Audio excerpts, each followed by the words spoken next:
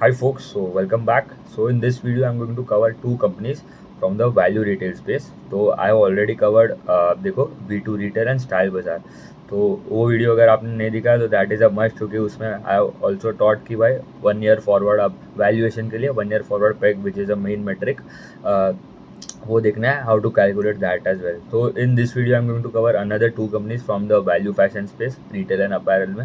That is trend हो गया और एक हो गया वी मार्ट करके. ठीक है, तो अभी ट्रेंड अगर देखूँ तो मतलब this company is the market leader था, मतलब it is the market leader in the value fashion space. And उनका ग्रोथ भी पहले अच्छा आ रहा था, but now it is from the last 3 quarter से they are struggling for growth. ठीक है, अभी तक अगर देखो तो they consistently use to grow around 50% plus के आसपास ही ग्रो कर रहा था फ्रॉम लास्ट. आप देखो 2021 2022 से they are continuously growing 50% plus. ठीक है, अभी लास्ट आप देखो last 3 quarter from Q2 specially देखो तो उसका ग्रोथ स्लो डाउन हो गया. पहले 40% पे आ गया था, फिर Q3 में 35% हो गया एंड Q4 में 28% हो गया. अगर मैं देखूँ तो growth specifically for that quarter.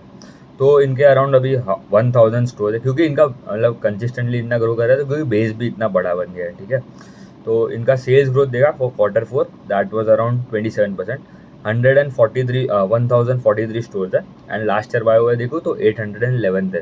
तो मतलब 200 स्टोर ऐड किए ऑन अ बेस ऑफ देखो 800 स्टोर. मतलब आप देखो store addition rate is also around 25%. तो दैट इज ऑल्सो गुड, ठीक ठाक एडिशन है.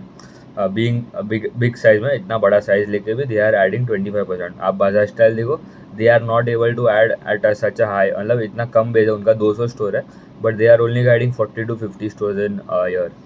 उनके ब्रांड्स आप देखो, मोस्ट पॉपुलर जूडियो हो गया, वेस्ट साइड हो गया, फिर उनका एक ग्रोसरी वाला सेगमेंट भी है स्टार करके. एंड उनने और 2-3 है जो फैशन में ही है, दैट उत्साह और समो करके जो ब्रांड्स है. ठीक है, इनका सेम स्टोर सेल ग्रोथ देखो फॉर Q4 वॉज अराउंड 6% के आसपास, तो हाई मिड सिंगल डिजिट के आसपास समझ लो. And profit before tax grew around 40%.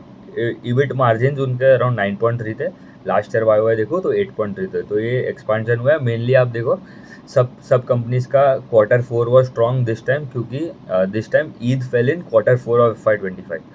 And आप देखो बाजार स्टाइल का भी इसलिए मतलब अच्छा क्वार्टर गया अभी, क्योंकि लास्ट ईयर अगर देखो Eid was in Q1 of FY25 में ईद था, और ये टाइम Q4 में आ गया ईद.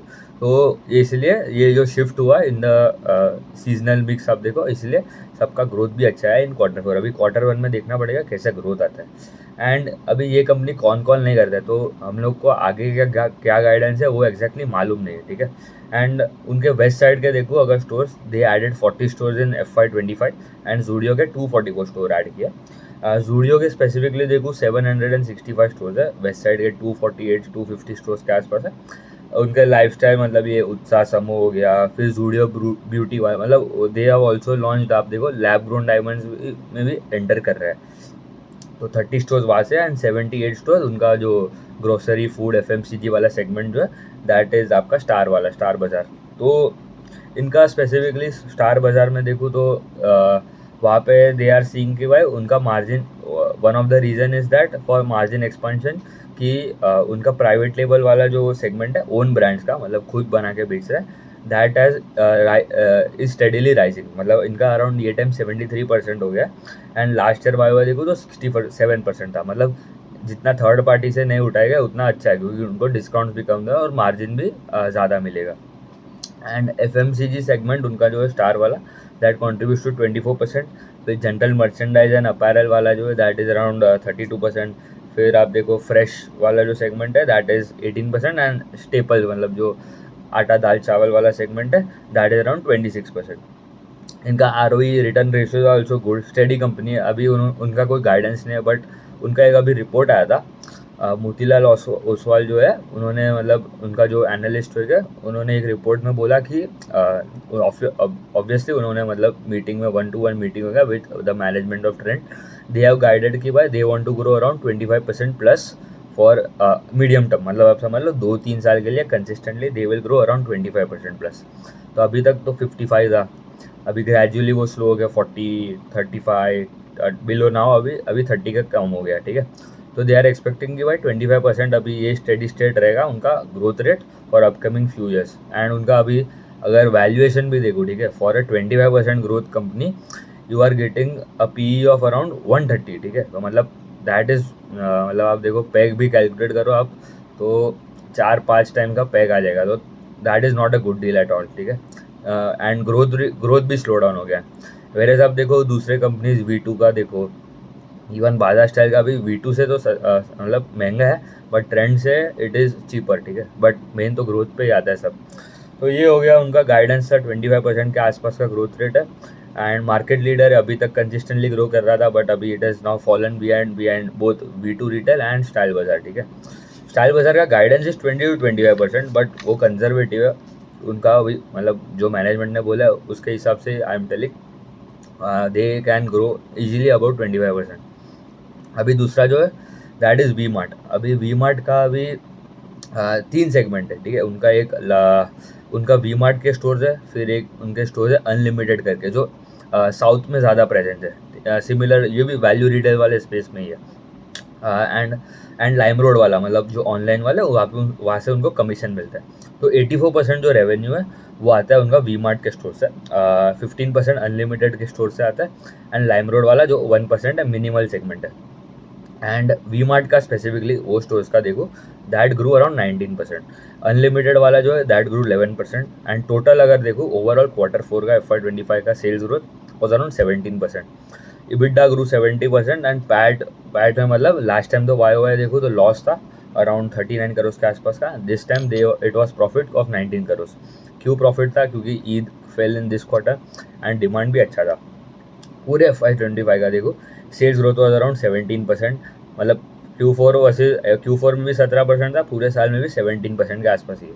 EBITDA में भी अराउंड 77% के आसपास का ग्रोथ था। एंड उनका पैट देखूँ तो this time was around 46 crore FY25 का, एंड FY24 का था 97 करोड़ का लॉस था, ठीक है। तो ये एक अच्छा है कि भाई this time they are profitable, क्योंकि ये मतलब यहाँ पे ग्रोथ भी कम है एंड इनका कभी भी मतलब they are not at all consistent like V2। And आप देखो स्टाइल बाजार, पूरे उनका स्टोर देखोगे तो दे आर अराउंड 497 स्टोर्स के आसपास है।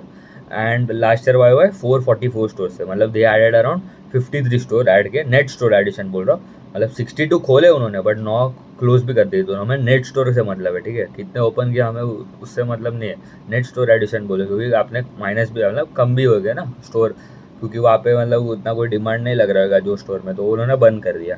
तो 62 minus 9 53 is the net store addition.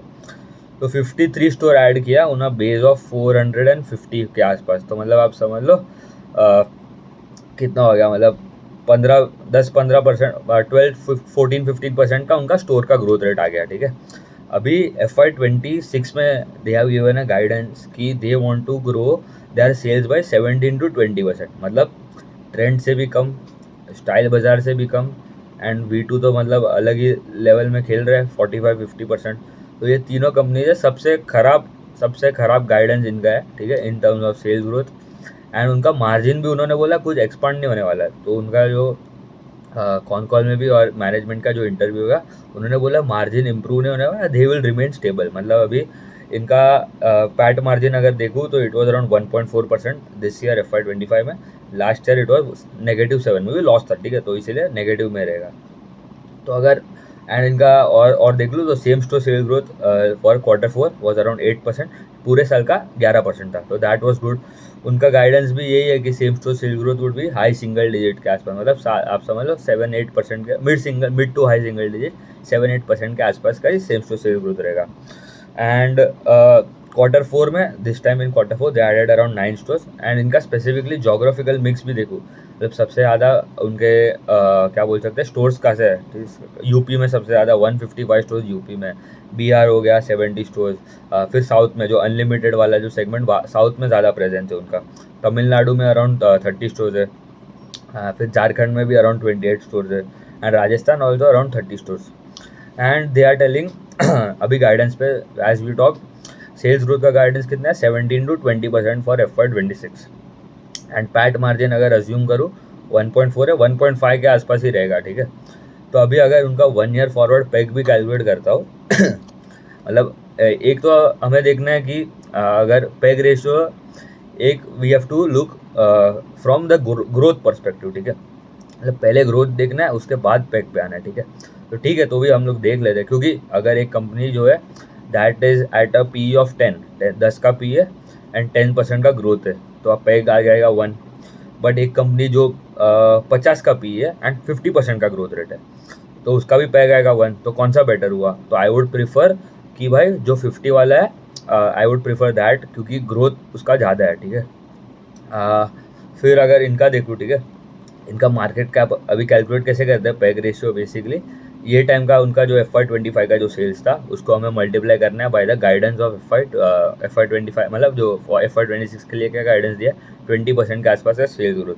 तो 3200 करोड़ उसका सेल्स था, प्लस 20% करूँ तो it would be around 3800 3900 crore के आसपास का सेल्स आ जाएगा फिर FY26, ठीक है। पैट मार्जिन स्टेबल बोला उन्होंने, तो 1.5% अज्यूम करो, थोड़ा 0.1% इम्प्रूव भी हो जाए। तो कितना आ जाएगा पैट? 58 करोड़ के आसपास का पैट आ जाएगा। मार्केट कैप कितना है? 6800 करोड़। तो 6800 करोड़ डिवाइड बाई 58, ठीक है।